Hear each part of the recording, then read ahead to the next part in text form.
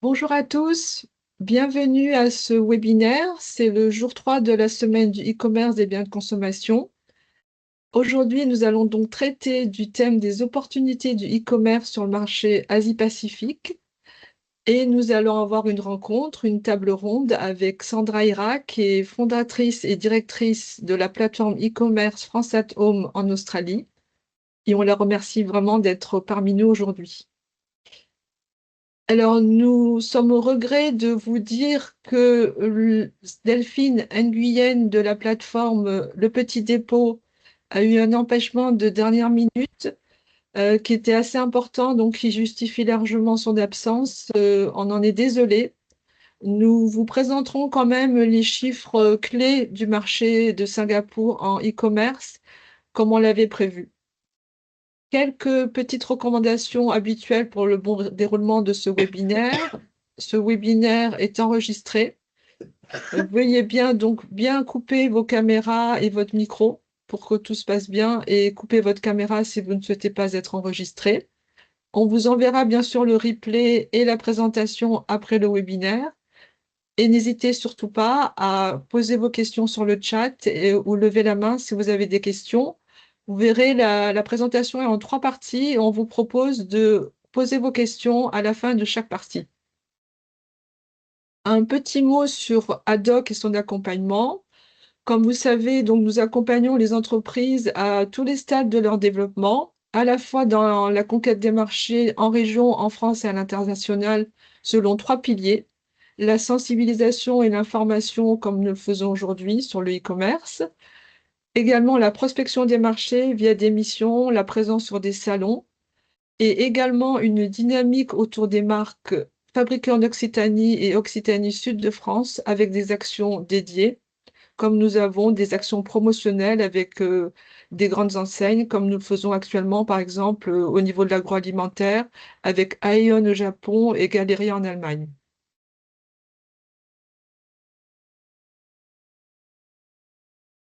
Aujourd'hui, je vais vous présenter ce webinaire avec Bérénice, qui va co-animer ce webinaire avec moi.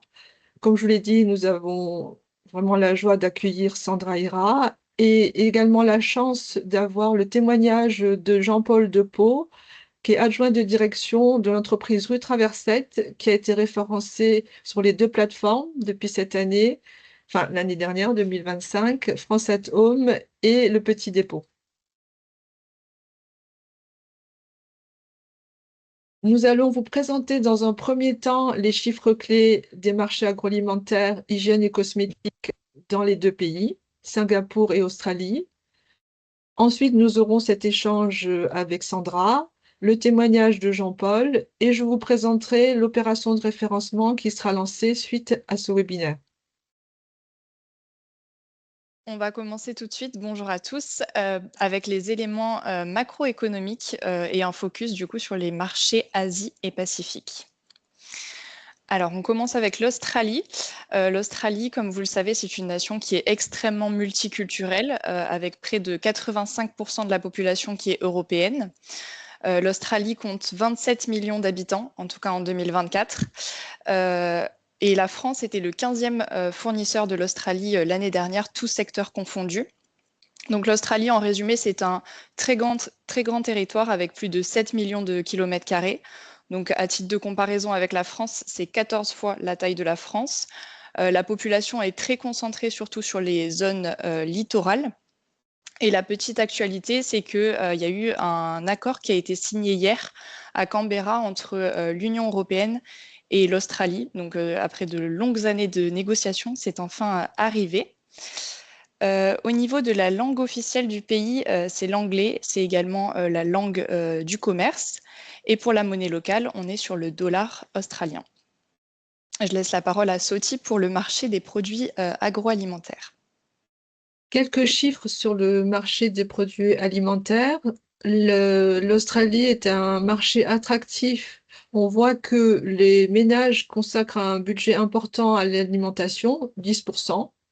Comme c'est un marché qui est très ouvert avec cet accord, en plus d'actualité dont vient de parler Bérénice, C'est un marché donc qui est très dépendant des importations, donc une belle opportunité pour les pays importateurs.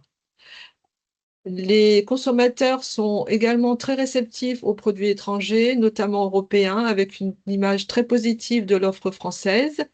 Sandra nous en parlera tout à l'heure en détail. Et également avec une forte appétence pour des produits à forte valeur ajoutée, comme on va le voir après, donc sur le bio, etc., avec une exigence vraiment marquée sur la traçabilité, la qualité et la sécurité alimentaire. Au niveau des tendances de consommation, comme on l'a dit précédemment, il y a vraiment une appétence pour tous les produits naturels, peu transformés, sans additifs, les produits bio et un essor qu'on voit apparaître de toute façon un peu partout dans le monde, hein, par rapport au végétarisme, le véganisme et le flexitarisme. Ce qui crée donc à la fois une opportunité pour nos produits régionaux et également innovants. On passe maintenant au marché des produits d'hygiène et cosmétiques avec quelques chiffres clés. En 2024, le marché était estimé à 6,8 milliards de dollars australiens, ce qui représente 4,5 milliards d'euros. Tout cela réparti entre donc, les soins du visage et la peau qui représentaient 3,9 milliards de dollars australiens et le maquillage qui représentait une plus faible part à 2,2 milliards de dollars australiens. La croissance annuelle moyenne est prévue à 4,5% jusqu'à l'horizon 2028. Pour ce qui est des tendances de consommation, c'est plus ou moins la même chose que ce que nous a dit Soti sur la partie agroalimentaire. Les consommateurs cherchent vraiment des produits qui sont naturels et biologiques. Il y a aussi une vraie tendance pour le reef safe. Donc ça, c'est des produits qui ne vont pas endommager les récifs coralliens. Je pense notamment aux produits de protection solaire. Également, les consommateurs vont chercher plus ou moins de la beauté éthique avec des labels comme le label cruelty free, vegan ou des certifications durables. Il y a aussi une vraie tendance pour la dermocosmétique et les soins qui seront personnalisés et avec un enjeu donc très spécifique sur les protections solaires et beaucoup de problématiques sur les récifs coralliens. On continue avec le marché de Singapour et quelques éléments clés de la même manière que pour l'Australie. Donc Singapour, c'est une cité-État de plus de 6 millions d'habitants en 2024. Il y a également un accord de libre-échange entre l'Union européenne et Singapour qui a été en vigueur depuis 2019. C'est un très petit marché en taille, mais qui est très influent et très dynamique surtout. Il se trouve donc sur l'un des axes les plus fréquentés au monde, avec notamment le détroit de Malacca. Les langues officielles sont l'anglais, le chinois mandarin, le malais et le tamoul. Et pour la monnaie locale, on est sur le dollar de Singapour. Je laisse la parole à Soti pour le marché des produits agroalimentaires. Au niveau des produits alimentaires, Singapour est un marché premium et stratégique. Pourquoi? Parce qu'il est connu pour être une plateforme clé majeure de réexportation vers l'Asie. Par exemple, il y a beaucoup de produits qui transitent par Singapour avant d'être orientés vers Hong Kong et la Chine. C'est un petit marché, donc avec 5,9 millions d'habitants, mais avec un pouvoir d'achat parmi les plus élevés du monde, comme on le sait également. C'est également un marché très dépendant des importations, avec 90% des besoins qui doivent être importés, et également un pourcentage conséquent, 12%, consacré à l'alimentation. Et les Singapouriens mangent peu chez eux, ils mangent énormément à l'extérieur, dans les restaurants. Et il y a également une tendance marquée, comme sur toute l'Asie, à une digitalisation très avancée et des achats en e-commerce. Par rapport aux produits français, ils bénéficient à nouveau de cette image d'excellence, avec cette qualité, cette image gastronomique avec des grands chefs qui sont présents également sur Singapour et avec une appétence pour des produits à segment fort au niveau des produits premium, malgré une concurrence internationale très élevée. Il y a une vigilance à avoir si vous avez des produits qui sont sensibles, c'est-à-dire qui nécessitent un agrément sanitaire. mais qui est plus facile à obtenir que pour des pays comme la Chine ou le Japon. Donc, je parle des produits carnés à base de viande, des produits laitiers et certains produits phytosanitaires, donc à base de végétaux s'ils sont frais. Par rapport à ça, donc, on a tout un accompagnement si vous avez besoin pour essayer de pénétrer ces marchés. Au niveau des tendances, la population de Singapour, les consommateurs ont aussi un intérêt pour les produits sains et naturels. Vous savez que dans les pays asiatiques, il y a un fort changement des habitudes de consommation avec une prise de conscience forte pour avoir des produits faibles en sucre, moins salés, ce qui ouvre également une belle opportunité pour nos produits. Également une croissance du bio et du bien-être qui commence à être bien marquée. Le végétarisme, bien qu'il soit beaucoup plus répandu en Asie, comme vous savez, parce qu'il est lié donc à la religion, au bouddhisme, c'est quelque chose qui a toujours été commun là-bas. Il y a quand même une accélération, donc un développement du végétarisme, du véganisme et du flexitarisme, comme on l'a vu pour l'Australie, et un attrait pour des produits très innovants et très premium. Au niveau du marché des produits d'hygiène et cosmétiques, la France est le premier fournisseur de produits cosmétiques avec 23,2% du total des exportations françaises qui vont vers Singapour sur ce marché-là. En 2023, les ventes au sein du marché de la beauté étaient estimées à 1,6 milliard d'euros. La croissance annuelle moyenne est prévue à 2,2% entre 2025 et 2034 et les ventes annuelles prévues pour 2028 s'élèvent à 2 milliards d'euros. Pour les tendances de consommation, comme l'a dit Soti, les consommateurs ont un fort pouvoir d'achat, ce qui fait qu'ils recherchent des produits de beauté plutôt haut de gamme et high-tech. Il y a aussi une vraie tendance vers les produits naturels, durables et efficaces, comme dans l'alimentaire. Singapour, c'est une porte d'entrée vers le marché asiatique de manière plus large, puisque c'est un marché qui relie l'Europe, le Moyen-Orient et l'Asie de l'Est. Il y a des tendances également vers la skincare coréenne et japonaise, et aussi quelque chose d'assez nouveau, vers les cosmétiques halal et probiotiques, avec des consommateurs qui sont très informés et surtout très sensibles à la formulation des produits qu'ils utilisent. Je te laisse la parole, Soti. Merci. On a voulu vous faire un bref comparatif du e-commerce, alors à la fois alimentaire et après Bérénice va vous présenter la partie hygiène cosmétique en 2025 sur les trois pays, la France, l'Australie et Singapour. On voit que la France est très développée sur les achats alimentaires en ligne avec un pourcentage, comme vous le voyez, à 11%, qui est proche de celui de Singapour, grâce au modèle dominant qui est très spécifique et on l'a expliqué plusieurs fois au niveau de nos différents webinaires des semaines e-commerce, au modèle du drive et du click and collect. Le rang de maturité porte du coup la France à un degré plus avancé que les deux autres pays, mais qui permettent du coup une marge de progression intéressante pour l'Australie et Singapour avec une très forte croissance marquée pour Singapour, comme dans tous les pays asiatiques, de 25 à 30% par an. On l'a vu lundi, je ne sais pas si vous avez suivi le flash e-commerce, c'est malgré tout la zone d'Amérique du Sud qui est apparemment la plus dynamique actuellement au niveau du e-commerce. Au niveau du comportement des consommateurs, on voit que en Australie, le e-commerce est plutôt utilisé ponctuellement. Sandra va nous en parler. Alors qu'en Singapour, c'est voilà, une culture très, très digitalisée de l'utilisation des smartphones et avec donc des achats à presque 80% de tout type. On sait que dans ces pays-là, vous pouvez commander du frais et être livré dans les 2 heures qui suivent. Donc, c'est un modèle très fort et très présent. Et pareil pour le pour le marché de l'hygiène et de la beauté, on a fait la comparaison entre donc France, Australie et Singapour. Vous voyez les tailles de marché. Donc un marché qui est plus conséquent en France, évidemment, mais qui reste quand même non négligeable en Australie et à Singapour. Le chiffre d'affaires du e-commerce en beauté est également plus élevé en France. Attention, on n'a pas les données de Singapour, donc à prendre avec des pincettes. La part du e-commerce est la plus élevée en Australie. Peut-être qu'on en parlera avec Sandra tout à l'heure.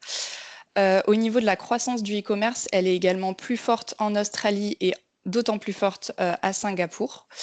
Les dépenses moyennes sont très élevées sur toutes les zones. En France, on est à 85 € par an et en Australie et à Singapour, on n'a pas forcément les données, mais on sait que c'est des dépenses très élevées puisque les consommateurs recherchent, comme on vous l'a dit, du premium et ils sont très sensibles à tout ce qui est formulation, certification ou même label. Et puis au niveau de la maturité digitale, on est quand même très avancé sur les zones Asie-Pacifique, en particulier sur l'Australie et sur Singapour. C'est la raison d'ailleurs de notre webinaire aujourd'hui. Je laisse la parole à Soti. Pardon, on va peut-être passer aux questions s'il y en a, je ne sais pas du coup. Si vous avez des questions sur les chiffres clés, sur les marchés. N'hésitez pas, oui.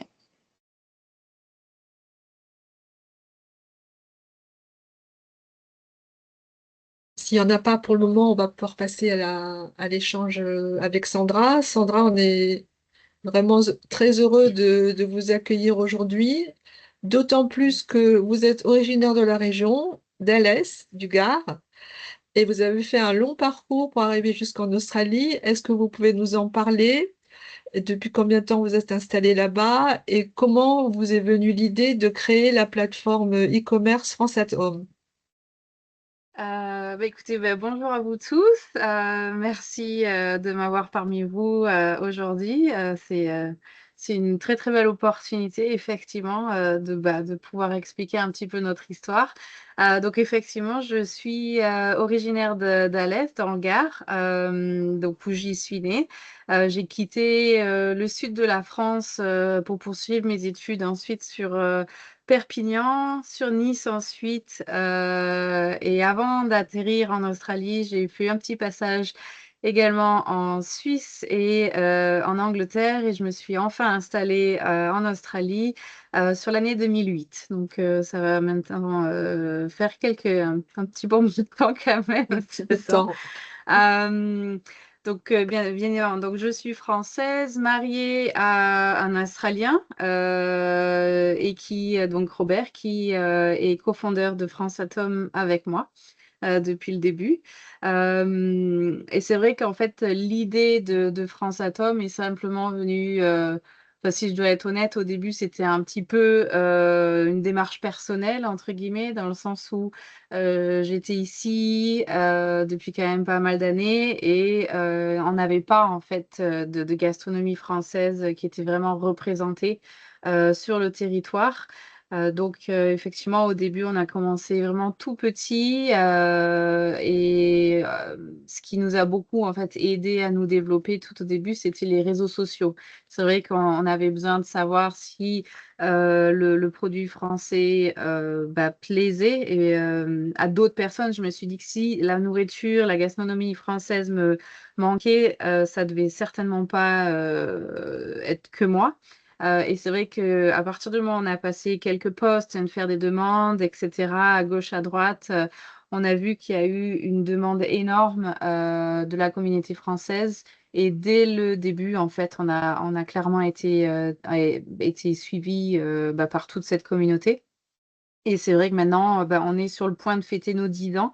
Ça fera donc 10 ans fin mai qu'on existe, qu'on a ouvert nos portes et on a une très belle communauté française, mais pas que. C'est vrai qu'on a commencé avec énormément de Français, mais au fur et à mesure des années, on s'est fait connaître et c'est vrai qu'on a On a une communauté vietnamienne, comment on dit en français, vietnamienne, qui nous suit pour quelques produits en particulier. On a aussi beaucoup de Belges, de Canadiens, on a aussi des Indiens, beaucoup de Mauriciens pour le coup aussi, et aussi notamment simplement les Australiens qui sont peut-être venus en vacances en France ou qui ont vécu pour X ou Y raison et qui, quand ils rentrent en Australie, sont à la recherche des produits qu'ils ont tant aimés en France. Donc, c'est vrai que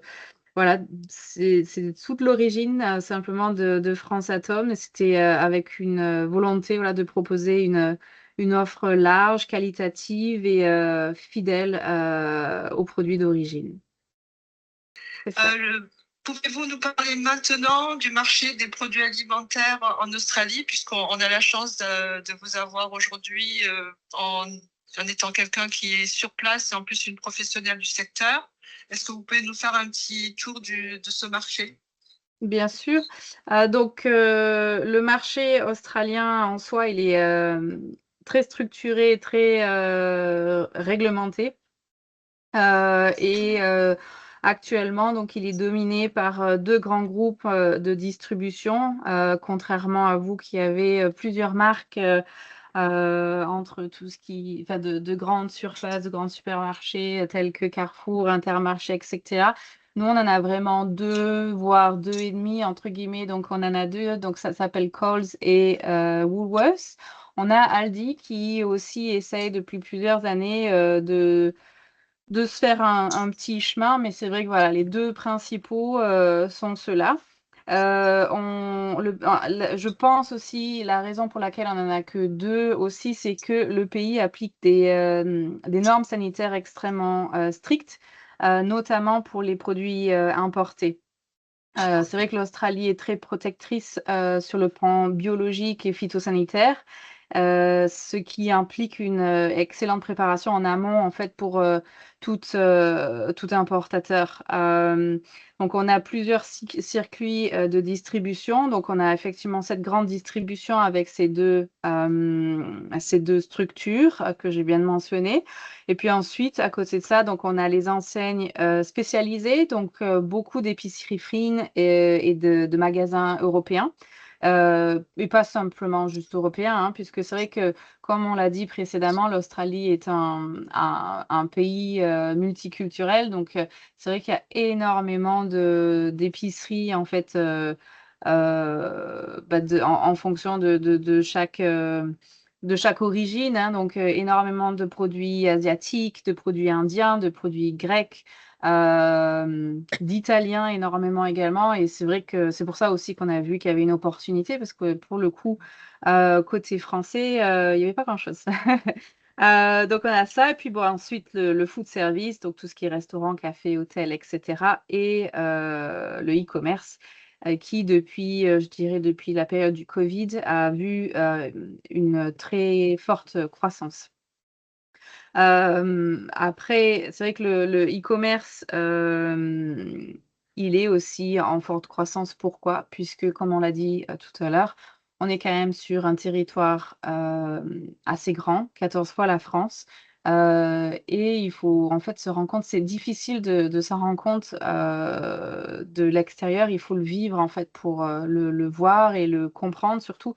Mais un colis, par exemple, je suis située sur Melbourne, un colis qui doit aller sur Perth, sur la carte en soi, Perth n'est pas si loin que ça, mais en fait, ça prend quand même à peu près 7 à 9 jours pour y aller. Donc, et pourtant, ça prend le train, ça prend ça prend les camions, etc. Mais c'est très grand. Et c'est pour ça que justement, l'e-commerce a justement pu avoir cette forte croissance, puisque la distance fait qu'en soi, on n'a pas trop le choix. Si vraiment on se limite avec ce qu'on a dans notre secteur, on ne va pas avoir tout ce dont on a besoin. Très intéressant. Et du coup, vous avez parlé tout à l'heure d'un petit peu cette ouverture sur des produits très différents au niveau de différentes origines de plusieurs pays. Et comment sont perçus, selon vous, les produits français vue de l'intérieur, là, comment vous les voyez aussi se diffuser? Quel est le retour que vous avez au niveau des Euh, consommateurs aussi? les produits français en soi sont très bien perçus. On a une image extrêmement positive au niveau des produits. En règle générale, le ressentiment qui revient, c'est plus voilà, de la qualité, du savoir-faire, de l'authenticité. C'est vrai que la gastronomie française est quand même bien reconnue dans le monde entier. Donc c'est vrai que au niveau de notre gastronomie, on a un atout à ce niveau-là. À partir du moment où il y a un drapeau français ou Made in France ou quelque chose comme ça qui est représenté sur le produit, directement, on sait que ça va attirer l'œil du client et qu'il sera fortement intéressé. L'avantage aussi des produits français, entre guillemets, c'est qu'en règle générale, et ça c'est aussi par rapport aux conditions d'entrée en Australie, c'est que c'est tellement strict qu'ils savent que voilà, si ça a passé les douanes australiennes, ils savent qu'il y a de fortes chances que ça soit un produit quand même avec une très bonne composition. Merci beaucoup. Après, par rapport à la plateforme France at Home, quels sont les produits plus typiques que vous diffusez, vous? Quel type de produits? Est-ce qu'on peut nous en dire un peu plus? Combien de références sont diffusées? Ouais. Alors, sur notre plateforme actuellement, on est juste en dessous de 1000 références, principalement de l'alimentaire. Je dirais à peu près, oui, 85% de nos références sont alimentaires. Et on a aussi 3 petites sections aussi. Donc, on a tout ce qui est donc cosmétique, hein, donc shampoing, après-shampoing, gel douche, etc. On fait aussi des stationery, j'ai pas le mot, tout ce qui est papeterie, voilà, c'est venu. C'est vrai qu'on est en accord avec plusieurs écoles françaises internationales qui, pour le coup, utilisent bien les cahiers qu'on a chez nous avec les lignes, etc. Parce que pour le coup, on n'a pas de ligne ici, on a juste la ligne du bas. Donc plein de petites choses comme ça qui fait que voilà, les écoles passent commande chez nous pour leur rentrée scolaire et également aussi un petit peu de petits électroménagers, mais vraiment limité à ce niveau-là. C'est vraiment pour les choses qu'on ne trouvera pas ici, du style les appareils à raclette, les appareils à fondu, les crêpières multifonctions, etc. Donc ça, c'est vraiment quelque chose juste de plus. On vient là maintenant d'ouvrir d'ailleurs une catégorie livres également pour aider justement les familles françaises. Il y a plusieurs buts là. Il y a plusieurs livres, notamment les livres pour enfants, justement pour les aider à apprendre le français, parce que c'est vrai que c'est pas évident. Si les deux parents sont français, bon, ils auront peut-être plus de chance, mais si c'est un mix comme moi et mon mari, par exemple, c'est plus compliqué avec les enfants de leur apprendre notre langue maternelle. Donc, on a cette catégorie-là de livres. Et on a aussi catégorie de livres de cuisine également, puisque c'est vrai que quand on est là depuis quelques années, il est facilement, enfin c'est très facile en fait hein, d'oublier les bons petits plats que nos parents nous faisaient pendant, pendant les week-ends, etc. Donc ça, c'est un petit rappel et puis aussi un petit peu voilà, de lecture, etc. Après, au niveau de l'alimentaire, qui est bien évidemment notre plus grosse partie au niveau de notre référencement, là, c'est distingué en plusieurs catégories également. On a les épiceries donc sucrées, donc tout ce qui est biscuits, chocolat, confiture, etc. On a l'épicerie salée, donc là, on est sur des conserves, des sauces, mayonnaise, moutarde, les soupes, les plats préparés et produits carnés également, donc tout ce qui est pâté, rillettes, foie gras, etc. On a aussi les boissons, pour le coup, non alcoolisées. Ça, c'est un choix en soi dans le sens où l'Australie est un grand territoire, mais le domaine français reste petit, on se connaît tous. Et c'est vrai que là, déjà, avec 1000 références, on a on a une bonne attitude, c'est-à-dire entre nous, c'est-à-dire de ne pas aller marcher sur les les plates-bandes des autres. Il y a déjà beaucoup d'importateurs de produits alcoolisés, hein, que ce soit vin, liqueur, spiritueux, etc. Donc ça a été un choix de ne pas toucher à ce secteur-là. Et ensuite, le dernier, mais qui est juste saisonnier, entre guillemets, ce sont les produits justement liés à la saison, que ça soit Pâques, que ça soit Noël, la fête des mères, etc. Donc, on a une petite catégorie pour ça. Cette catégorie-là, jusqu'à présent, elle reste quand même assez limitée, puisqu'on a en fait un petit souci de temps de transit. Le temps de transit de France à l'Australie étant normalement, je le dis bien parce que c'est pas du tout ce qui se passe, mais normalement, on est à 60 jours de transit. Il est vrai que c'est compliqué en soi pour les entreprises de moyenne et grande taille d'avoir en fait des produits festifs prêts à temps, puisque par exemple pour quelque chose de Noël, j'ai besoin que ça parte de France début septembre pour avoir une chance en fait d'avoir assez de temps pour pouvoir vendre les produits. En règle générale, les produits-là ne sont encore pas prêts ou s'ils sont prêts sur le papier, ils n'ont pas encore le packaging ou les prix n'ont pas encore été faits, etc. Donc, c'est vrai que sur ce qui est festif et saisonnier, c'est assez compliqué pour nous d'avoir quelque chose à présenter. J'ai espoir que cette année, les choses soient différentes. Je m'y suis prise beaucoup plus à l'avance. Donc, on croise les doigts. Super. Vous venez de parler justement des délais très longs de transit, qui est un point très important.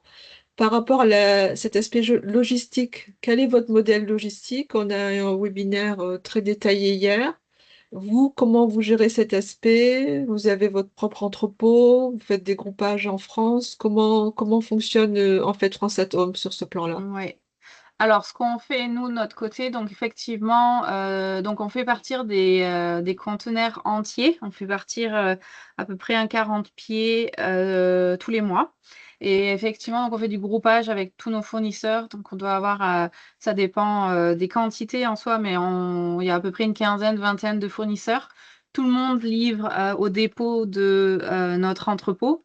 Et de là, ensuite, l'empotage est fait donc avec tous les produits à l'intérieur. Et ensuite, le conteneur part. Comme je disais, normalement, on part que sur des services directs, puisqu'il y a aussi l'option indirecte.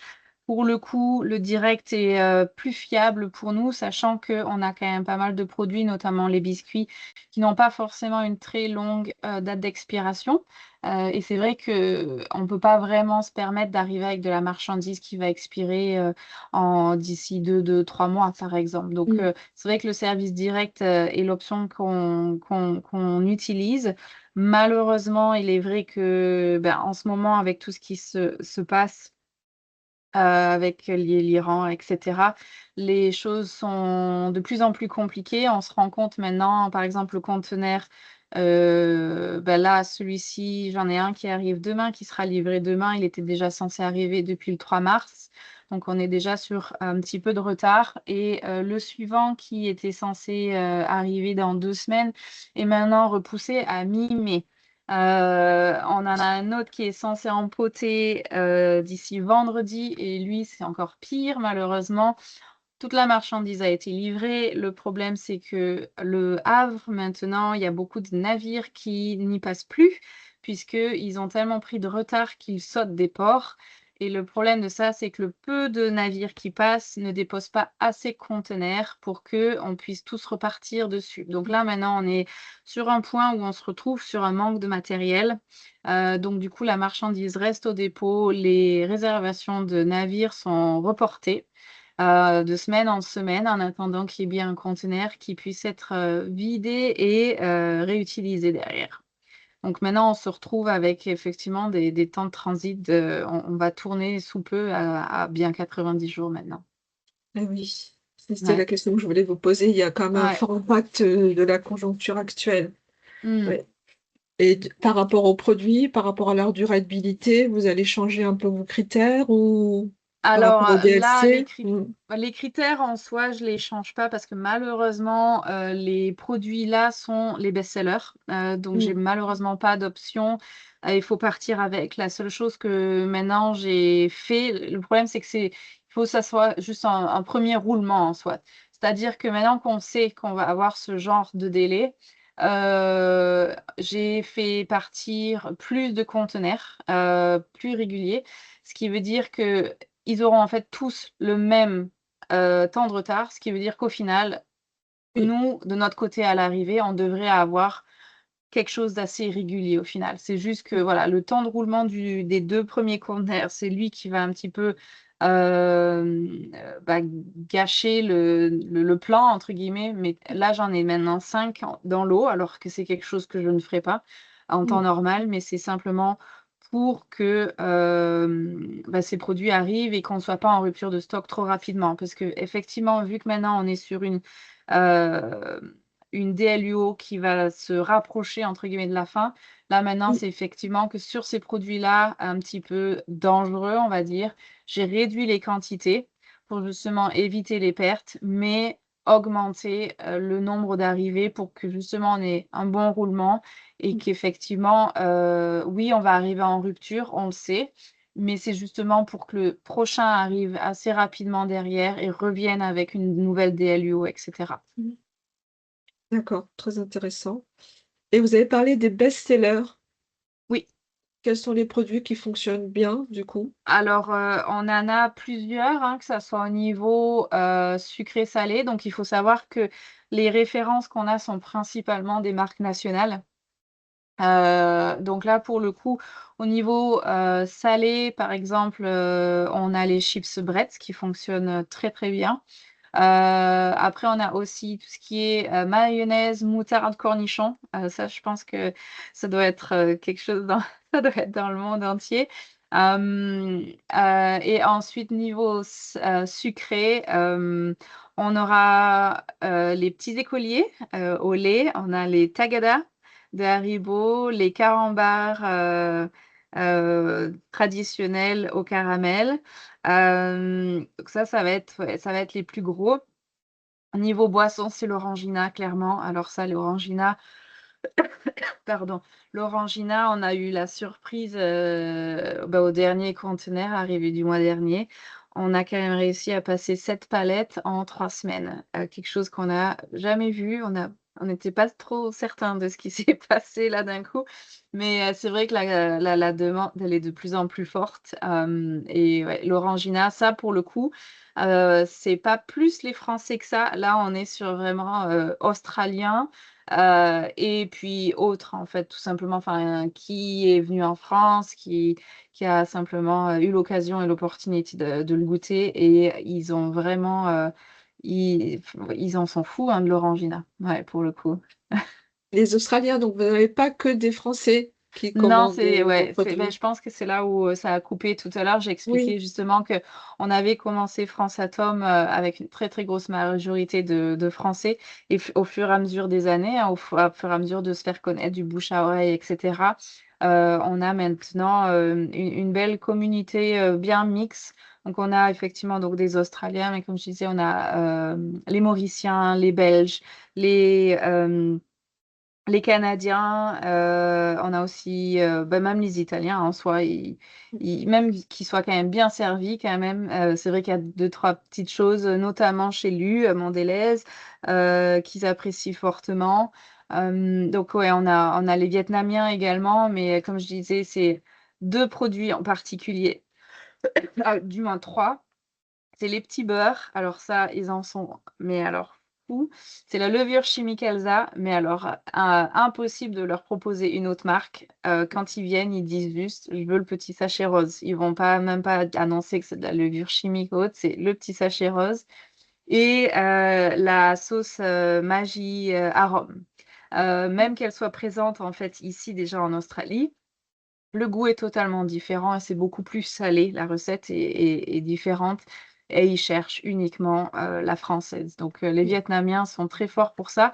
Et l'avantage avec eux, c'est que 3 références, mais pour le coup, sachant que ils ont une très, très grosse communauté, ils achètent par carton plutôt qu'à l'unité. Donc, c'est vrai que ces 3 références-là, on les stocke en très, très gros volume, puisqu'on sait très bien que quand ils passent commande pour les voisins, la famille et tout le monde, hein. Donc, ça part, en gros volume. Ouais, Et là, vous avez parlé des produits qui fonctionnent bien, les best-sellers, donc des grandes marques nationales. c'est Par ça. rapport au référencement qu'on va lancer et le potentiel de nos produits qui sont plus des produits de terroir, régionaux, avec des spécialités, donc d'entreprises plutôt Mmh, des PME, des marques donc très, très régionales. mmh. Quelle est votre vision? Quel est le potentiel? Bah, je pense, qu'il y a du potentiel puisqu'il est vrai que bon, maintenant, comme je disais, ça fait maintenant 10 ans qu'on a ouvert nos portes et je pense sincèrement qu'on a fait le tour, entre guillemets, «de l'essentiel» au niveau marque nationale. Et depuis donc, ça fait maintenant, depuis, l'année dernière, on a pour, but, en fait, de développer maintenant un côté, régional. Donc c'est vrai qu'on a mis en place, sur notre système, internet qui n'est encore pas lancé puisqu'on est encore en train de faire des ajustements, mais on a maintenant, en fait, enfin, on va avoir sous peu une petite carte de France justement, où on aura la possibilité de cliquer sur chaque région et d'avoir un produit, enfin une liste de produits qui viennent justement de cette région-là. Donc on a ouvert un petit peu donc cette catégorie qu'on appelle un peu plus gourmet, puisqu'on se rend bien compte que, bah, niveau tarification, ça sera forcément plus élevé que des marques nationales, mais on sait aussi qu'au niveau qualité, ça sera vraiment différent. Et donc voilà, l'idée, c'est justement d'offrir, une sélection de produits, type par région, de France, puisque il est vrai que, bah, chaque région et c'est ça qu'on a cet «avantage en France» entre guillemets, c'est qu'on a l'avantage d'avoir, des spécificités, par région. Chaque tradition, gastronomique est vraiment différente, chacune des autres et c'est vrai que voilà, on a cette vue qui fait qu'on veut pousser ce côté-là puisqu'on fait et du B2C et du B2B. Et le B2B, on se rend compte que pour le développer, de toute manière, il va falloir partir sur ce genre de produits puisque ce sont généralement, des épiceries fines qui commandent chez nous. C'est vrai que tout ce qui est café, restaurant, café pas trop, restaurant, c'est vraiment poussé sur l'orangina, mais le reste de nos clients, wholesale, bah, sont des épiceries fines et c'est vrai que pour le coup, les marques nationales, oui, ça peut bien faire, pour quelques références, mais on va pas, je veux dire, par exemple, un calisson, ça me ferait mal au cœur d'aller leur donner de la MDD, par exemple. Enfin, je veux dire, le calisson, ça a quand même une renommée, une image très, enfin, très, très «luxueuse» entre guillemets de la France et quitte à le proposer, je veux le proposer par exemple avec, une très belle marque et savoir que derrière, il y a une qualité, il y a des produits qualitatifs. Et donc voilà, c'est important pour moi de développer, ce côté, régional et je pense sincèrement que, il va y avoir du potentiel. Après je veux pas, non plus, dire qu'on sera au même niveau bien évidemment que les marques nationales. Clairement les Français qui, achètent chez nous, achètent c'est pas qu'ils achètent parce qu'ils ont besoin, mais en fait, ils achètent un souvenir. Donc c'est une image d'un produit avec lesquels ils ont grandi, donc ils connaissent les marques et c'est pour ça aussi que je suis restée sur les marques nationales et pas MDD sur justement, la plupart de ces produits-là, puisque les gens considèrent que, bah, les produits-là ont fait, leur chemin de France à Australie, ça coûte déjà cher, donc tant qu'à payer un petit peu plus, je préfère avoir de la marque plutôt que de la sous-marque. Mmh. Mais il est vrai que voilà, comme on dit, les calissons par exemple, les marrons glacés, on propose aussi les anis de Flavigny qui sont très, bah, ça fait partie de notre culture, c'est notre terroir, des choses comme ça. Pour moi, c'est important, voilà, bah, de promouvoir les petites entreprises, et de montrer en fait, toutes les bonnes choses qu'elles font, puisqu'elles le font bien. Elles ont à cœur d'utiliser des produits locaux, d'utiliser des belles recettes et de faire des beaux produits. Et je trouve ça super important de ne pas les oublier en fait dans la donne et de leur donner l'opportunité de pouvoir promouvoir leurs produits au-delà de la France. Parce qu'on a aussi vu tout à l'heure que le consommateur est quand même aussi à la recherche de produits avec une forte valeur ajoutée, Oui. donc Alors, un plus, ouais. c'est ça. Alors, comme je dis, ça dépend. Enfin, les consommateurs, oui, en règle générale, mais en fait, tout va dépendre de l'origine, en fait. Mm, Pour le coup, les Australiens et ben, tous les autres, en soi, eux, effectivement, vont partir effectivement sur ce genre de produit. Le mm, Français en lui-même va chercher ben, le produit avec lequel ils ont grandi. mm. Mais après, voilà, il y a certaines choses. Pour peu qu'on arrive à avoir un client, par exemple, qui vient d'Occitanie, par exemple, quand il va aller voir qu'on vend, je sais pas moi, la bouillabaisse ou la brandade ou enfin des choses comme ça, par exemple, là, ça va lui faire chaud au cœur parce qu'il va se dire, Mm, oh, ça vient de chez moi. Et ouais. là, on va pouvoir l'avoir. Et c'est pour ça que c'est important d'avoir des produits de toutes les régions en soi, puisque au final, les Français qui sont expatriés ici viennent de partout, tout simplement. Et quelques mots sur les produits de beauté, Oui. cosmétiques, l'hygiène. Oui, Est-ce qu'il y a une alors là, opportunité? pareil, donc on est effectivement sur le même niveau en fait que l'alimentaire. Là, on est le français, le typique français, effectivement, va rechercher les marques pareil qu'il connaît. Et les autres, donc tout ce qui est australien et touristes qui sont venus en France, etc. Alors eux, pour le coup, pareil, ce sont des gens à aller chercher puisque justement, quand ils sont venus en France en vacances ou des choses comme ça, ce genre de personnes-là est totalement le type de personne qui est allé en magasin spécialisé pour justement aller chercher ces produits cosmétiques puisque on a une très belle image, pareil, au niveau Australie, au niveau du cosmétique, par rapport à la qualité de nos produits, la qualité des ingrédients qui sont mis, le fait que c'est cruelty free et ils savent que voilà, quand on est sur un produit français, en règle générale, la qualité elle est là. Et c'est vrai ils sont vraiment intéressés par ce genre de produit. Mm. Plus gel douche, si je dois dire, au cas où, au niveau catégorie. Gel douche, c'est quelque chose enfin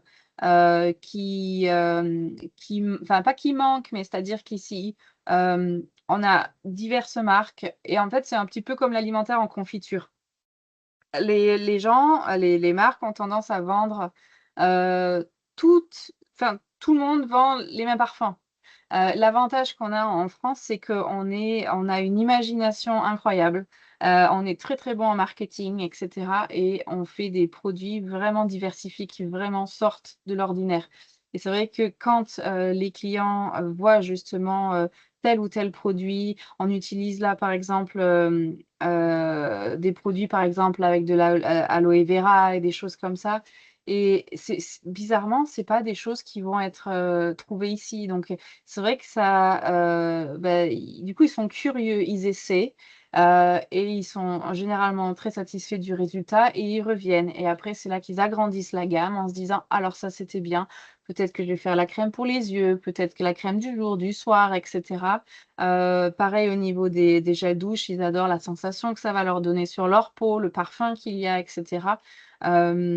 Et l'avantage, entre guillemets, c'est qu'on a des très belles marques françaises déjà qui sont représentées ici en pharmacie.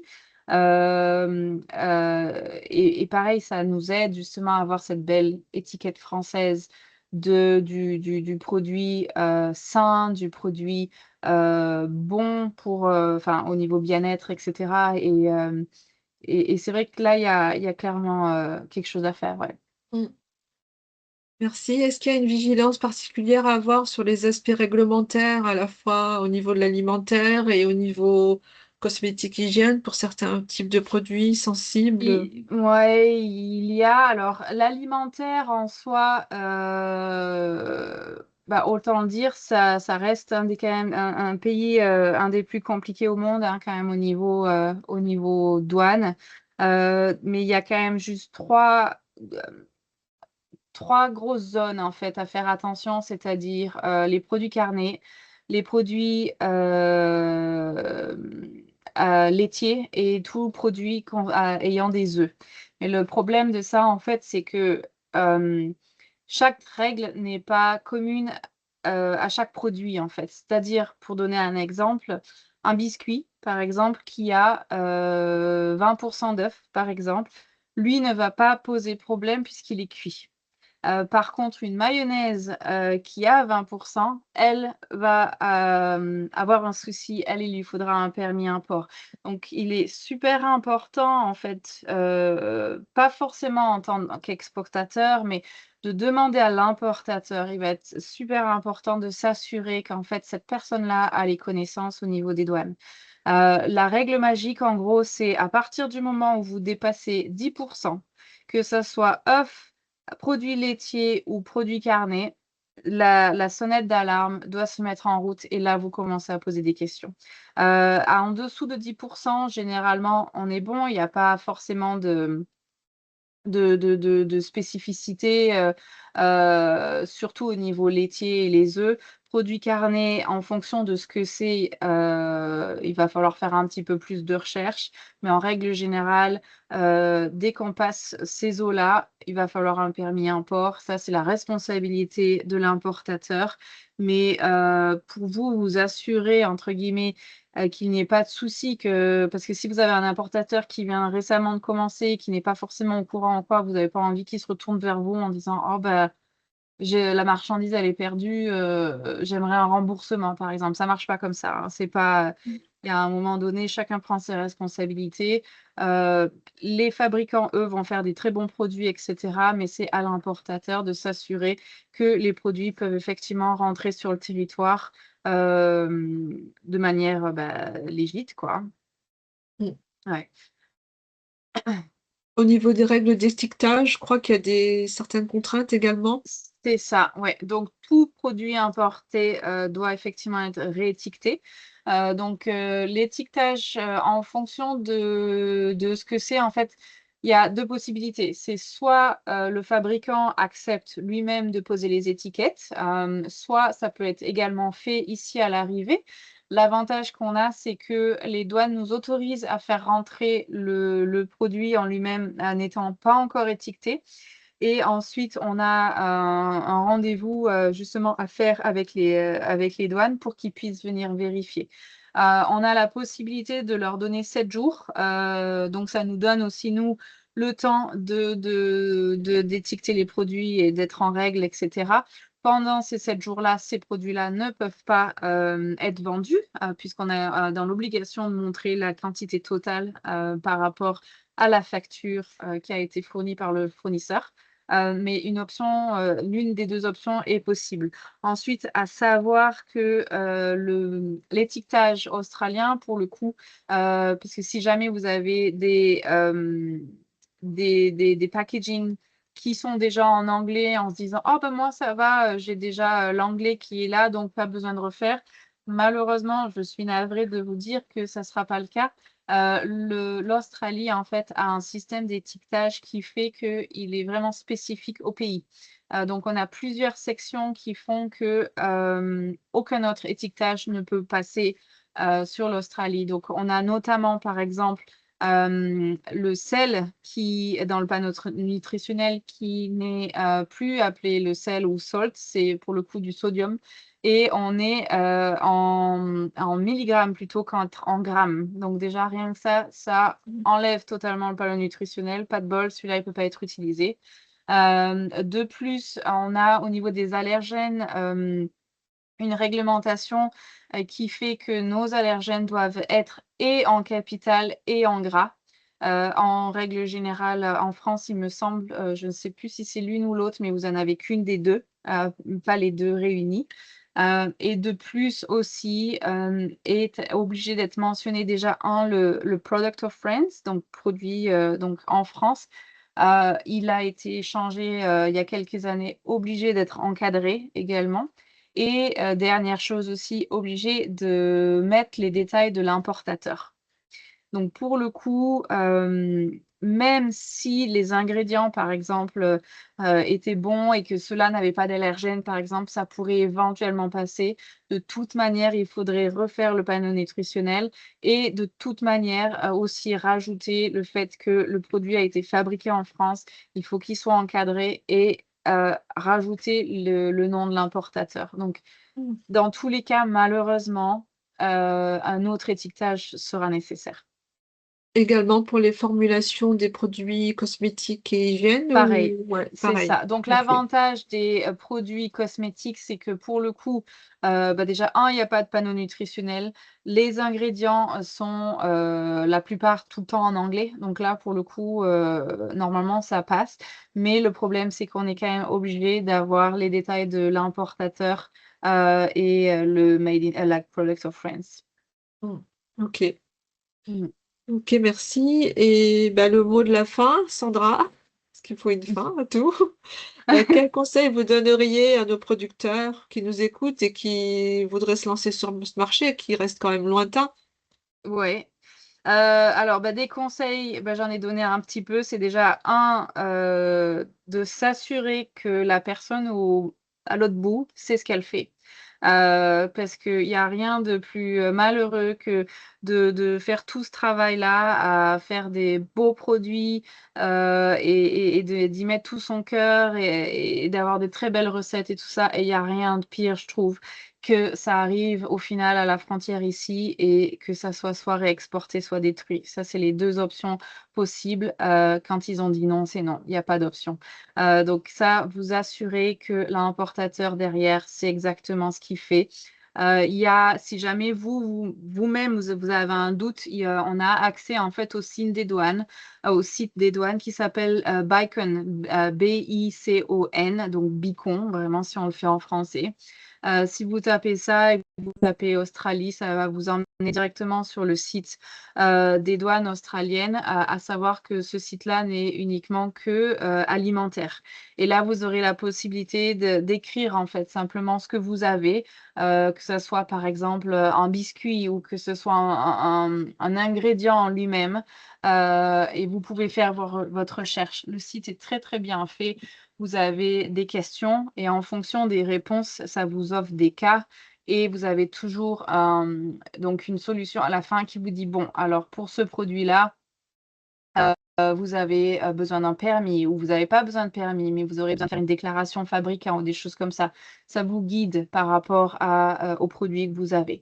Donc ça, c'est déjà un. De deux, donc ça sera de s'adapter avec l'étiquetage sur le marché australien. Donc ça sera quelque chose à négocier avec la personne, l'importateur. Ça sera, est-ce que je le fais, je l'inclus dans mon prix, mais par contre, attention, ça va prendre plus de temps parce que je dois le faire.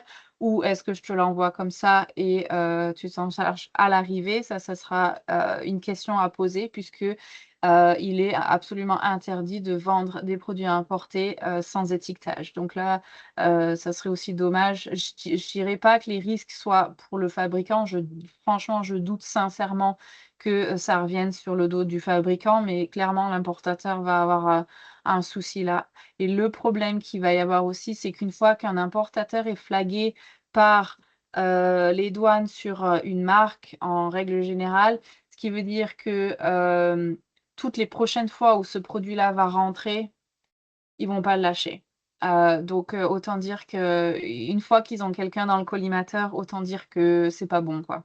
Donc ça, après c'est aussi, en conseil, voilà, mais je me doute que ça va être le cas, mais c'est d'être prêt à travailler sur du long terme. Je veux dire, c'est, une relation comme ça, elle se fait, sur beaucoup déjà d'échanges, tout au début, et c'est pas pour simplement, utiliser, ce fabricant une fois et puis, passer à autre chose, quoi. Je veux dire, il faut s'assurer que la personne, elle est pas là juste pour, tester l'eau et puis, on verra bien, quoi. Il faut vraiment, une personne en face qui se dise les produits, j'y crois, je les veux, on va développer ensemble. Et il faut aussi que le fabricant soit derrière à aider, si possible, justement à pousser en fait son produit. Donc que ça soit avec des échantillons, par exemple, pour justement faire goûter en fonction du type de business ou des choses comme ça, que ça soit avec des merchandise, que ça soit avec, j'en sais rien, ça dépend du produit et de la personne, mais des étagères ou des enseignes ou des choses comme ça qui font qu'on peut mettre le nom ici et là. Et puis aussi comprendre que voilà, l'Australie, c'est un marché premium, mais il est exigeant. Donc ça, il faut aussi le comprendre. Et puis, dernière chose, ça serait éventuellement voilà, de travailler de manière cohérente. Comme je disais tout à l'heure, oui, le pays est grand, mais en type de produit français, le marché, entre guillemets, il est très petit et on se connaît tous. Donc, il n'y a vraiment aucune value, entre guillemets, pour et le fabricant et le revendeur, en fait, d'avoir de la compétition sur les mêmes styles de revente. Donc, là, par exemple, moi, je suis en e-commerce.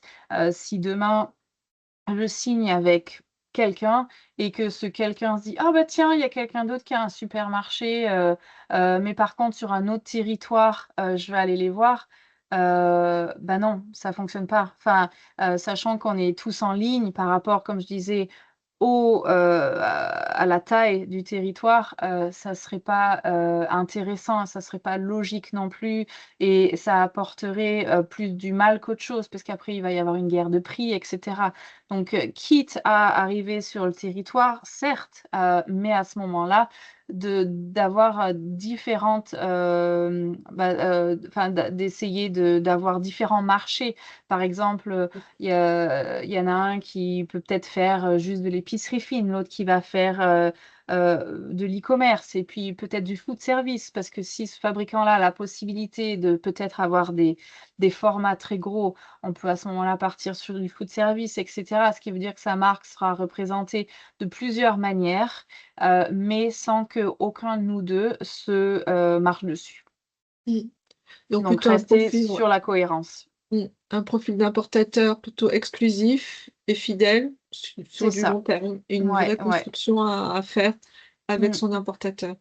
Ouais, Encore merci pour tous ces éléments très, très intéressants, avec plaisir. Sandra.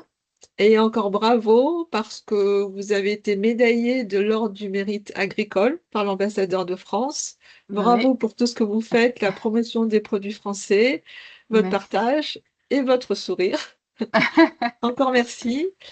Et je vais présenter après le témoignage de Jean-Paul, s'il est toujours là, j'espère, l'opération de.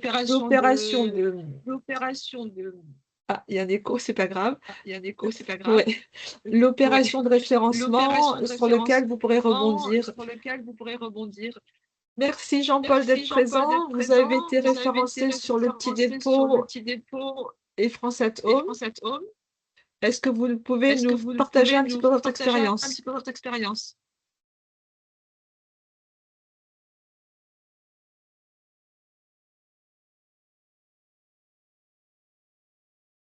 Jean-Paul, on t'entend pas. Vous m'entendez? Ah, ça y est. Oui, c'est bon là. Parfait. C'est bon? Oui, c'est bon. Ouais, ok, parfait. Moi, j'avais mis les AirPods, mais euh, bon, bonjour à tous, bonjour Sandra. Bonsoir, Bonjour. c'est tard chez toi. Euh, je suis avec Stéphane, c'est un peu particulier, je suis en voiture, du coup.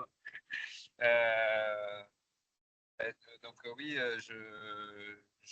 on a été référencé chez France Atom et chez au Petit Dépôt juste après le salon Food Connection qui a été mené par Adoc. Je pense que Sandra a dit pas mal de choses sur le référencement qui était intéressante. Nous, l'avantage, c'est qu'on a des produits qui sont plutôt sains, donc on ne rajoute pas d'artifice de de colorants, de conservateurs, des choses comme ça, ce qui a facilité aussi l'export et le référencement en Australie. Cela dit, bon, il a fallu qu'on retravaille. Il y a beaucoup d'allers-retours concernant les étiquettes, parce que Sandra l'a dit aussi, il y a une réglementation qui est assez stricte sur l'étiquetage en Australie. Voilà, après, je sais pas ce que vous voulez savoir de plus. Je sais pas si peut-être que tu me poses des questions, Soti, auxquelles je pourrais répondre. Oui, les étapes du référencement, l'intérêt, peut-être Sandra peut compléter. Il manquait peut-être cette gamme de produits dans l'offre de produits. Alors, j'y vais, Sandra, après peut-être que tu prendras le relais. Vas-y. Oui. Nous, déjà, on avait plus ou moins échangé un petit peu en amont du salon Food Connection. Il y a eu des échantillons qui ont été envoyés à Sandra, qui avait pu déguster. On s'est rencontrés donc, à ce fameux salon. On a pu échanger aussi de vive voix, parler de nos produits. C'est vrai que c'est des produits qu'elle n'avait pas ou peu, je crois. Nous, on a des produits qui sont aussi connotés humour et je pense plus pour une clientèle française qui comprend les jeux de mots et l'humour qu'on peut apporter sur nos produits. Après, il y a eu plusieurs échanges au niveau du prix, de la tarification. On a fait l'effort qu'on pouvait faire au maximum sur le référencement. On n'est pas parti sur de gros volumes pour commencer, puisque ni Sandra ni nous savaient où on allait vraiment. Il faut qu'on laisse le temps au produit de se développer et de développer le partenariat. Mais voilà, c'était plutôt simple en fait, puisque Sandra est quand même facilitante. Après, ça a été notre importatrice aussi, donc notre conseillère sur ce qu'il fallait faire, pas faire, ce qu'il fallait mettre sur les étiquettes, etc. Ça a été très fluide et très rapide. Le plus long a été le trajet du container, mais comme elle l'a dit, mais après non, voilà, on s'est rencontrés en juin. Je crois que les produits sont partis en septembre, donc voilà, ça a été très rapide. Et Sandra est très facilitante. Enfin, une fois qu'elle croit au produit, qu'elle a goûté, qu'elle l'a validé, c'est très rapide, quoi. Mm. Très facile de travailler ce genre de personne. Elle est bonne. Oui, la première fois qu'elle nous a vus, elle nous a dit qu'elle était bonne. Il y avait un référencement efficace, voilà. rapide Ouais. et efficace. Est-ce qu'il y a eu des minimums de quantité, en fait, de part et d'autre, ou pour lancer l'opération? Parce que je sais que parfois, il y en a côté producteur, parfois côté importateur. Ouais, dans le sens où on y avait un étiquetage spécifique à faire, j'avais demandé à Sandra de nous faire un minimum de commandes sur chaque référence. Après, voilà, on a joué le jeu aussi. L'avantage, c'est qu'on est assez flexible aussi là-dessus et on peut comprendre les contraintes de Sandra sur un départ de référencement. Il faut pas qu'on essaie de trop en faire non plus. Je suis conscient que c'est un démarrage de collaboration, donc on a fait l'effort aussi de peut-être un petit peu nous réduire nos minimums de commandes. Sandra nous prend peut-être un peu plus que ce qu'elle avait prévu. On a trouvé le bon compromis. Je pense que Oui, c'était plutôt fluide à ce niveau. merci. Je ne sais pas si tu veux compléter, Sandra, ou... J'aimerais juste, effectivement, c'est peut-être quelque chose que j'aurais dû, enfin, que j'aurais peut-être dû parler aussi, mais c'est vrai qu'effectivement, le prix, il y a quelque chose aussi que j'aimerais dire à ce niveau-là, c'est-à-dire que bien souvent, en fait, il y a quelque chose qu'il faut comprendre, entre guillemets, c'est que quand on reçoit en fait des listes de prix export, entre guillemets, il arrive que quand les entreprises sont un petit peu petites, ils n'ont pas forcément la compréhension derrière à quel genre de tarif ils sont censés faire les choses. Et c'est vrai qu'il est important, si jamais il y a des personnes ici qui n'ont encore pas touché, par exemple, à l'export ou des choses comme ça, il est important de faire la différence entre export et grand export. La raison pour laquelle, c'est que les frais engendrés pour justement faire venir des produits sont vraiment, vraiment gros pour le coup. Juste pour vous donner une petite idée, bon, ça sera en dollars, il faudrait que je vais essayer en même temps que je parle de faire la conversion, mais un 40 pieds au jour d'aujourd'hui, donc on parle frais d'origine et jusqu'à la destination, jusqu'à arriver chez nous, on est sur à peu près 14 000 euros. Donc ça prend, et ça ne prend pas en considération la TVA qu'il faut payer à l'arrivée. Bon, pour le coup, avec Jean-Paul, on a de la chance, il n'y a pas de TVA, mais il y a quand même une très grosse partie de la TVA. On a quand même, en plus de ça, même pour lui, pour le coup, on avait encore 5% à payer de duty. Donc, à savoir que voilà, les coûts engendrés sont quand même assez conséquents. Et donc, il est important quand vous fournissez vos listes de prix de bien comprendre que on n'est pas en Italie, on n'est pas en Espagne, quoi. Je veux dire, on n'est pas la porte à côté. Il y a des prix qui sont assez conséquents et il faut juste quand même prendre ça en considération. Le prix que vous allez offrir à quelqu'un d'Italie ne devrait pas être le même que quelqu'un qui va être de l'autre côté de la planète. Parce que à ce moment-là, vous prenez le risque que ce produit-là soit effectivement beaucoup trop cher à la revente et je peux vous assurer pour le coup que nos marges sont très limitées. Notre idée quand même, c'est petite marge, gros volume.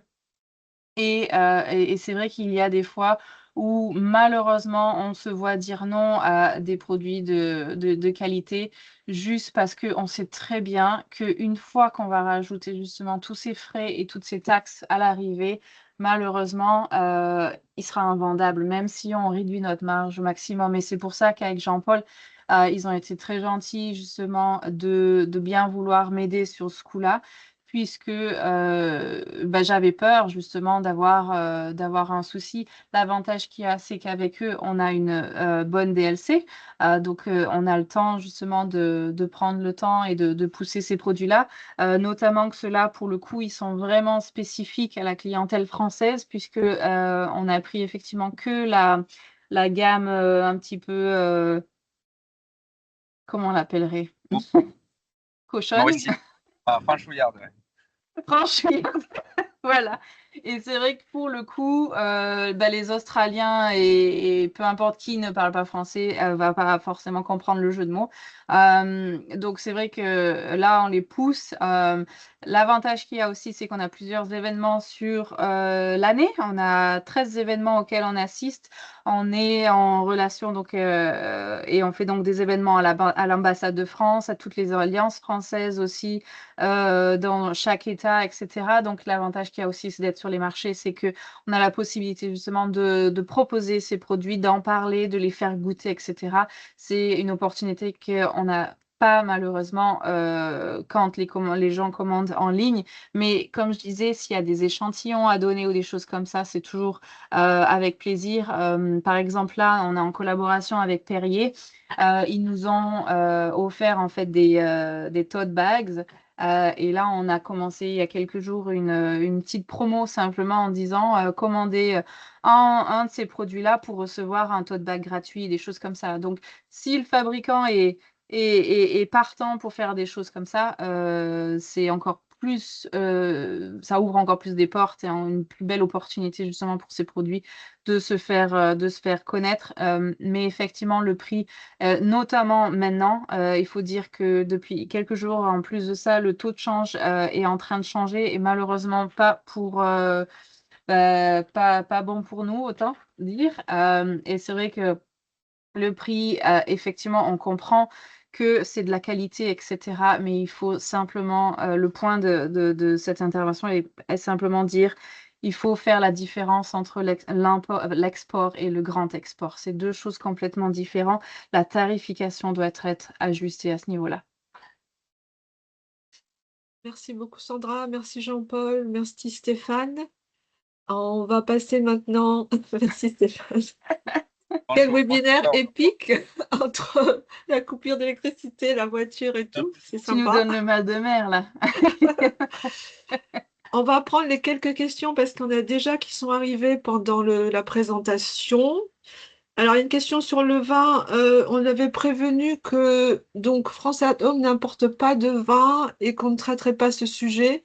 Par contre, on a des collègues qui travaillent, on est du même service marché donc agricole et viticole. On transmettra votre question, Katia, je crois. Et il y a une question d'Anissa qui demande si vous avez des produits bio, Sandra, dans vos 1000 références et dans quelle catégorie? Alors, on a des produits bio en cosmétiques, donc on en a là, et on en a quelques-uns en alimentaire, mais pas beaucoup, pour être honnête, au niveau de l'alimentaire. Et là, c'est plus une raison de prix. Malheureusement, c'est vrai que pour le coup, le bio, donc déjà que c'est déjà cher en France, malheureusement, quand ça arrive ici, c'est très très cher. Mais après, on a des produits enfin, on a par exemple le référencement de Senfast qui est vegan et bio pour le coup aussi. Donc, on a les trois sortes de pâtés. On a de l'huile d'olive. On a des biscuits bio également. Mais c'est vrai que ça reste une toute petite quantité par rapport à la taille de notre référencement. Donc, peut-être aussi des opportunités de Oui, développement, oui, bah, d'élargissement voir, oui, en oui. fonction du Je prix. suis pas du tout fermée à l'idée en tout cas. Ouais, en fonction du prix. Il y a une question aussi sur comment connaître les taxes selon la nomenclature de produits. Donc, ouais, vous avez Donc, cité le site Bicon. ouais, Bacon. Sinon, simplement, il y a, en fait, tout dépend en fait du, ce qu'on appelle du HS code, comment vous l'appelez-vous, du code douanier. Oui, Donc, en fonction du code douanier, c'est ce qui va enfin, permettre de savoir si effectivement on a des taxes ou pas. À savoir que nous, nos taxes, pour le coup, enfin, c'est soit oui, soit non. On n'est pas comme vous, peut-être que ça a changé, mais c'est vrai que de mon temps, il y avait deux sortes de taxes. Nous, tout est à 10%. C'est soit 10%, soit rien. On n'a pas de montant. Quand j'étais en France, on avait le 5,5 et le 19,6. Je ne sais pas si ça se fait encore ou peut-être monté un peu, mais ça fait un moment. Mais on n'a pas ce genre de TVA. Donc, on est simplement tout ou rien. Mais en règle générale, en soi, tout ce qui est de première nécessité ne va pas avoir de TVA. Et tout ce qui va être, comment dire, fait, enfin, produit produits transformé, transformés. voilà, merci, j'en oublie mes mots. En règle générale, ceux-là vont avoir de la TVA. Donc, par exemple, un biscuit va avoir de la TVA, mais un cornichon va pas en avoir, une sauce va pas en avoir, du sel ne va pas en avoir, mais des pâtes non plus, par exemple. Les soft drinks vont en avoir. Donc, tout dépend. Si jamais il y a un produit en particulier, tant que je suis là, si quelqu'un veut me dire à peu près le produit en lui-même, je peux simplement dire si c'est oui ou si non. Oui, Mais ouais. Sinon, il y oui. a aussi le site de l'Australie, hein, le site des Oui. taxes. Mais là, pour le coup, il faut y rentrer le code douanier. J'en profite aussi pour vous dire que nous avons un outil qui est très intéressant et peu connu, c'est sur notre site Ad-hoc. On le rajoutera à la fin de la présentation. Vous avez une rubrique qui concerne toutes les données export, où vous pouvez, parce que je sais qu'il y a aussi des entreprises primo-exportatrices, avec le nom de votre produit, retrouver la HS code, donc le code de nomenclature douanière. Et à partir en vous appuyant sur ce numéro-là, vous pouvez, par pays, retrouver normalement ces informations. Il suffit de suivre. Donc, on a un outil qui est très intéressant et sur lequel vous pouvez également trouver des études de marché spécifiques par pays et par Mm. produit, bien sûr. Alors, on a d'autres questions. L'huile d'olive. Est-ce que il y a une demande? Je sais que c'est à l'export, au grand export. Donc, je suis pas mal d'entreprises, j'accompagne pas mal d'entreprises, Ad-hoc accompagne pas mal d'entreprises qui produisent des huiles d'olive. Il y a une question de prix aussi, je pense. Ouais, alors La là, goutte j'ai française. déjà été approchée, j'arrête de compter combien de fois pour l'huile d'olive.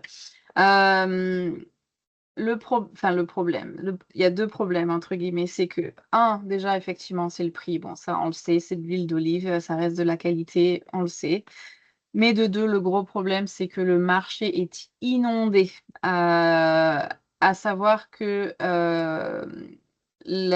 bon, si vous enlevez les Indiens et les Asiatiques, le plus gros marché après, on est sur la Grèce et l'Italie. Et là, pour le coup, de l'huile d'olive, ça, c'est absolument partout, partout, partout et compétitif. C'est ça le problème. J'ai tenté pour faire l'expérience et c'était pas même juste l'huile d'olive. Pour le coup, c'était aussi parce que je me suis dit, bon, si l'huile d'olive, elle est déjà là sur le marché, que j'arrive pas à percer, ok, on va essayer sur autre chose. Donc du coup, j'ai utilisé en fait des huiles aromatisées en fait de plusieurs sortes de graines et des choses comme ça en me disant ça encore on peut essayer. Donc on avait pour le coup, j'ai pas travaillé en direct avec eux, mais on avait proposé, puisqu'ils avaient déjà un distributeur ici, la Tourangelle, par exemple, qui est quand même assez bien Mhm. connue au niveau de Oui. l'export et tout ça.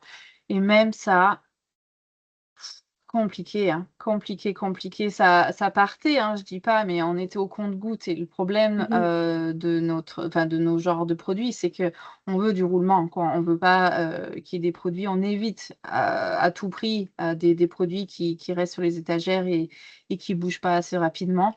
Et c'est vrai que l'huile d'olive, c'est compliqué. C'est un marché, je dis pas, hein, pour peut-être que Singapour, par exemple, ou autre chose, aucune idée.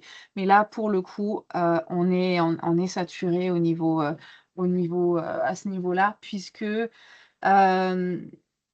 la communauté italienne et grecque, pour le coup, ils ont clairement la main dessus, quoi. Mhm. Après, je dis pas que c'est pas possible ou pas du tout, hein. Par contre, la seule chose que je dis, si jamais quelqu'un veut tenter l'Australie sur l'huile d'olive, de faire très attention au niveau de la réglementation, parce que là, il va falloir montrer des papiers comme quoi l'huile d'olive est pure, qu'elle a pas été mélangée et qu'elle est saine de tout, enfin, qu'elle est claire, quoi, qu'elle a été, Oui. qu'il y a pas de souci. Et là, il va falloir prouver, ça va aussi partir en laboratoire. Seule chose aussi que j'ai oublié de mentionner aussi tout à l'heure, certains produits, je dis pas tous, hein, loin de là, mais certains produits considérés à risque, énormément de contrôle aussi au niveau des laboratoires. Donc l'huile d'olive, par exemple, à coup sûr, elle part en laboratoire se faire tester. Tout ce qui est base de poisson, mais généralement tout ce qui est thon, maquereau, sardines, etc., directement laboratoire également. Euh, il y a des produits comme ça où tout ce qui est un petit peu risqué, ça part en laboratoire et ça coûte très cher. Et en règle générale, quand ils en ont flagué un, à savoir que ça sera les 5 premières fois que ce produit-là va rentrer sur le territoire, il va automatiquement partir en laboratoire et à partir du moment où il aura reçu un retour positif les 5 fois, à ce moment-là, il va repartir sur une chance de 50-50 pour les prochaines entrées. Mais à savoir que voilà, c'est aussi un coût pour l'importateur à prendre en considération parce qu'il est vrai que si on tombe sur un importateur qui ne sait pas, ça peut faire mal un petit peu à l'arrivée quand la facture elle tombe. Là, la dernière que j'ai reçue récemment, pour deux produits, parce qu'en plus de ça, bien évidemment, ils prennent les produits, hein, vous les voyez pas, hein, ils prennent leur s'impose. On était quand même à 800 $ la facture. Donc ça, plus effectivement la perte du produit en lui-même, il faut s'y attendre. Et pour le coup, l'huile d'olive, elle y passera.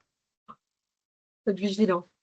Ouais. On prend une dernière question. Bon, on peut profiter de ta présence. Ça Mhm, concerne plus les vêtements, parce que c'est vrai qu'on mhm. avait une entreprise qui était sur la mode, des vêtements de street workout. Et est-ce qu'il y a un potentiel en Australie? Ouais. Oui, merci Euh, Jean-Paul. Alors bientôt. alors moi je dirais que si, bon, il y a les gens adorent ici. Alors je me rends pas compte en France parce que c'est vrai qu'à chaque fois que j'y vais, je suis en vacances, alors c'est vrai que je regarde pas trop. Mais je dirais le workout et tout ça, s'il y a un potentiel, aller chercher sur Sydney parce que c'est leur mentalité. Là-bas, le surf et le sport et la course à pied, etc., c'est dans leur sang. Ils se réveillent le matin super tôt, ils y vont, nanana. Donc, tant qu'à essayer, Sydney, c'est carrément l'endroit où il faut taper. Ok, merci. On voit qu'on va bientôt arriver à la fin du temps imparti. Je vais vous présenter, prendre le temps quand même de vous détailler cette opération de référencement. Je pense qu'il intéresse pas mal de monde. On va lancer immédiatement après ce webinaire, cet échange. Elle concernera à la fois les entreprises qui exportent déjà, comme l'a précisé, donc Sandra, export proche ou grand export. On accompagnera aussi les primo-exportatrices, mais avec une vigilance à avoir sur tous les points qui ont été développés. Les produits recherchés seront des produits secs, essentiellement, de l'épicerie salée et sucrée, avec voilà, plutôt des boissons non alcoolisées et l'hygiène et beauté. Par contre, si je Oui, peux rajouter, oui, si c'est pour l'Australie, charcuterie de mon côté, c'est interdit. Donc je pourrais pas oui, toucher à la charcuterie, si jamais. Pour si oui, on quelqu'un est avait, intéressé dans le groupe, pas oui, besoin de venir pour me demander de la charcuterie. Malheureusement, ça c'est quelque chose qui ne passera malheureusement pas les douanes et qui est interdit pour le coup. Oh, on et va, d'ailleurs, si je dois oui, dire quelque chose, j'ai oublié, je m'excuse Soti, mais par pas de rapport souci. aux produits par rapport à l'Australie, merci juste de noter aussi pour qui veut faire quoi que ce soit ici, mais à savoir que le bœuf est interdit, donc ne vous faites pas avoir, strictement interdit, et que ça soit même gélatine, que ça soit peu importe, à partir du moment où c'est du bœuf, n'y mettez pas les pieds, touchez pas à l'Australie. Évitez ces produits-là. C'est un grand non et c'est pas prêt de changer. Mm. Oui, pardon, on va mettre la liste à jour parce qu'elle concernait aussi le petit dépôt qui, elle Ouais. était intéressée par ces produits-là. Il y a une Mm. question, donc les boissons non alcoolisées, est-ce que, il y a un intérêt pour les vins sans alcool? Est-ce qu'ils pourraient avoir un potentiel ou pas dans le cas du référencement? On peut toujours regarder, pour être honnête.